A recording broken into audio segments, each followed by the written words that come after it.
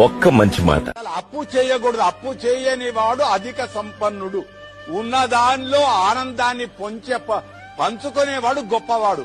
చెయ్యాల్సి వస్తుంది, అప్పు తప్పదు. వెంకటేశ్వరుడు అప్పు చేశాడు, చిట్టి రాసిచ్చాడు కుబేరుడి కంటే. చిట్టి లేదు, ఇప్పుడు తిరుపతిలో కూడా చిట్టి లేదు, ఏమి రాసిచ్చాడో లేదు.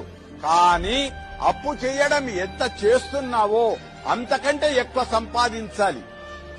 బండి కొనడం గొప్ప కాదు, బండికి ఉండే పెట్రోలుకు డబ్బులైనా నువ్వు సంపాదించగలుగుతావా? భార్యను పెళ్లి చేసుకోవడం గొప్ప కాదు, పెళ్లి చేసుకున్న భార్యను పోషిస్తావా? నగ ఇస్తావా? దండ కొనిస్తావా? 3 దండ అంటే గజం దండ కొనిస్తే భార్య ఉప్పొంగుతుంది. అప్పు తీసుకున్నవానికి వెంటనే 2 రోజుల ముందే అప్పు తీరితే ఆనందపడతాడు. కనుక మంచి రోజుల్లో అప్పు తీసుకుందాం, మంచి రోజుల కంటే ముందే అప్పు తీర్పేద్దాం.